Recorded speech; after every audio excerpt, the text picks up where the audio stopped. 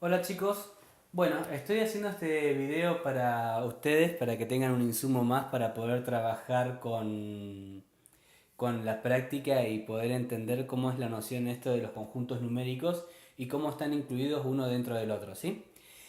A diferencia de lo que hicimos en clase, yo en este momento del video voy a empezar a explicárselos en un sentido diferente a como se lo expliqué en clase.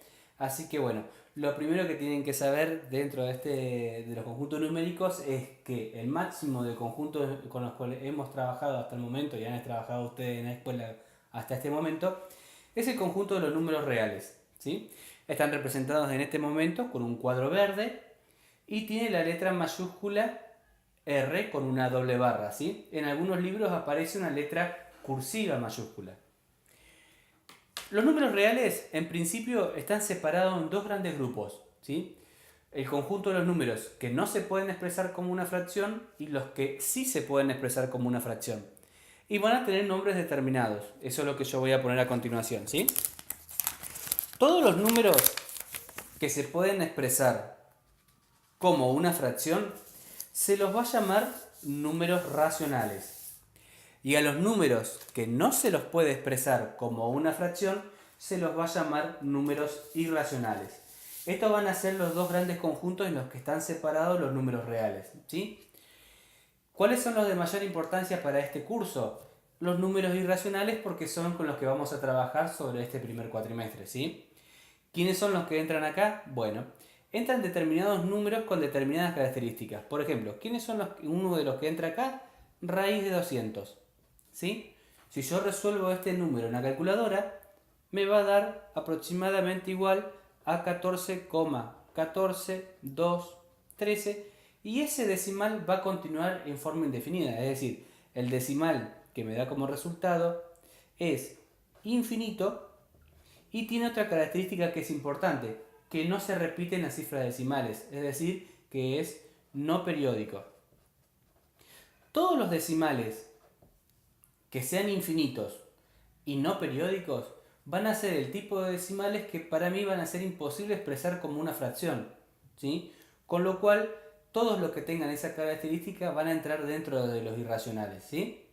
Y lo que yo había dicho al principio, que la raíz de 200 yo lo puedo expresar como aproximadamente igual. Eso en símbolos lo voy a poner de esta manera.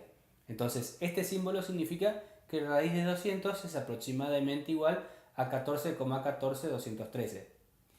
¿Qué es lo que tienen que tener en cuenta? Que un número sea un número que esté expresado con una raíz no necesariamente siempre va a ser un irracional. Yo tengo que resolverlo en mi práctica y fijarme si en realidad es un número decimal que cumple con estas condiciones o si no pertenece a los números racionales, ¿sí? Otros ejemplos que entran acá también dentro de los irracionales son los números trascendentales, ¿sí? Algunos que seguramente les pueden resultar conocidos como el número pi, que aproximadamente igual siempre lo tomamos como 3,14, ¿sí? Pero tiene la misma característica. Podría yo seguir agregando decimales, 3,14, 15,92, pero va a seguir con la misma característica. Va a ser un decimal infinito y no periódico.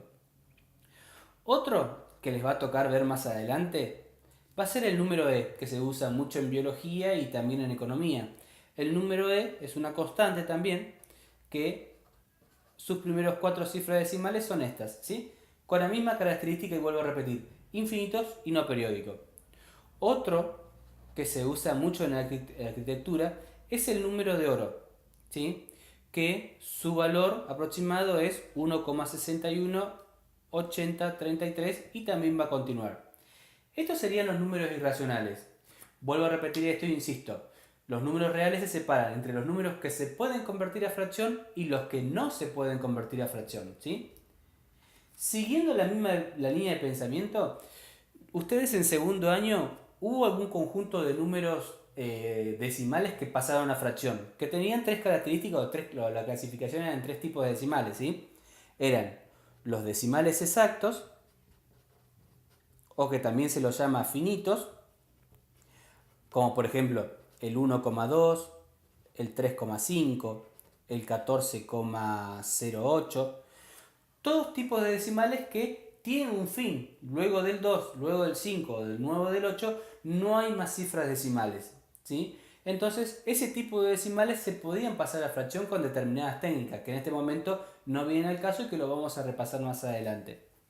Después, había un tipo de decimal que era infinito, pero que se repetía la parte decimal, o sea, que es los tipos de decimales periódicos y que se separan en dos. Los puros, que sería por ejemplo 1,3 periódico, que esto indica que el decimal es infinito, sigue con 3, 3, 3, 3 y a continuación, pero el 3 siempre se repite, con lo cual este es un tipo de decimal que es infinito, la misma característica de acá, pero que la parte decimal se repite, con lo cual yo con determinada técnica lo puedo expresar como una fracción.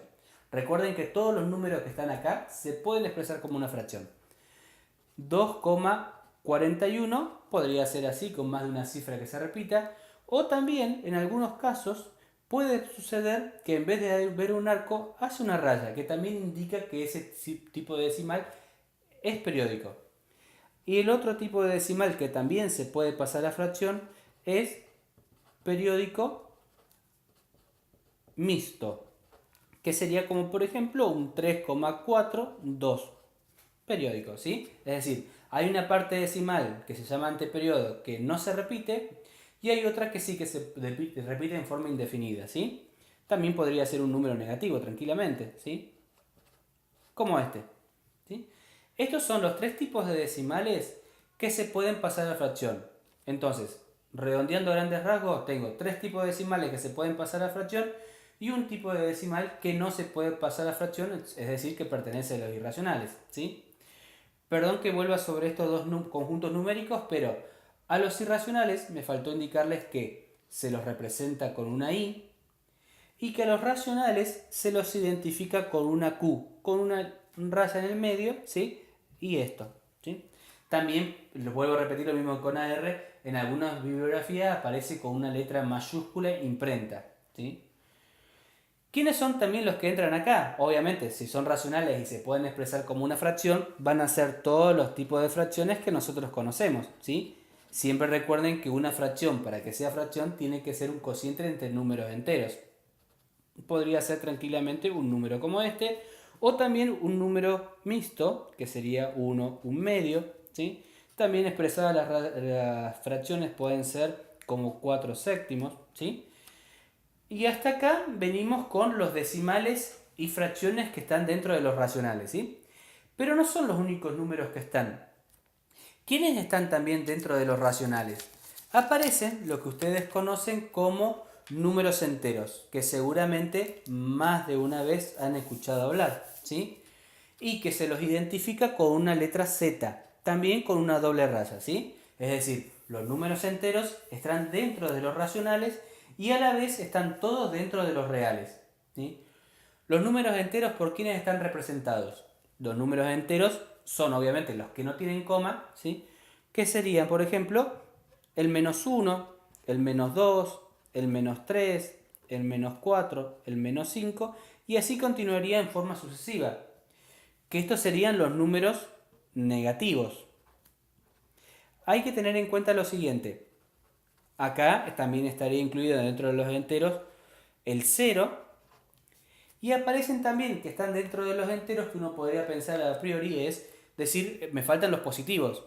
Los positivos que me faltan, yo los voy a identificar, y ustedes lo van a saber también, lo van a identificar con un nuevo conjunto numérico que están dentro de los enteros, que son los números naturales, que son básicamente los números enteros que son positivos, es decir, el 1, el 2, el 3, el 4, el 5 podría ser, y en forma sucesiva.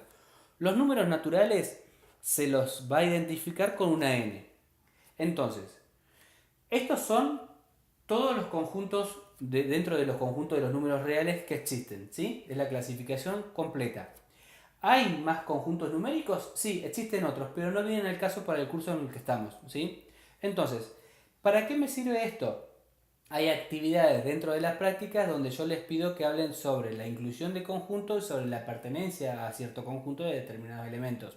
Entonces, por ejemplo, si yo elijo el número natural 4, yo voy a poder decir que el número natural 4 pertenece a los números naturales. Por lo tanto, como está dentro de este conjunto, también pertenece a los números enteros.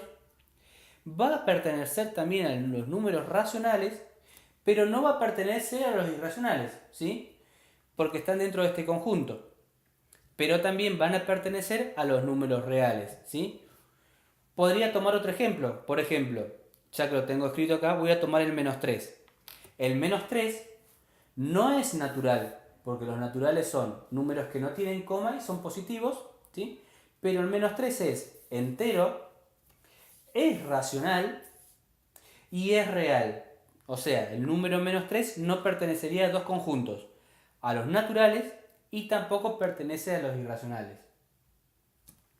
Si yo me voy al caso, por ejemplo, de el número pi, pertenece a los irracionales, pertenece a los reales, pero no pertenece ni a los naturales, ni a los enteros, ni a los racionales. Bueno, espero sus comentarios abajo. Si les sirve, si es claro, estaría buenísimo que lo comenten. Y estamos por abrir un nuevo canal que necesita un nombre propio, así que si tienen alguna sugerencia para algún nombre para ese canal, estaría fantástico que me ayuden. Cualquier ayuda me viene bien. Muchísimas gracias por la atención. Saludos y nos vemos en clases.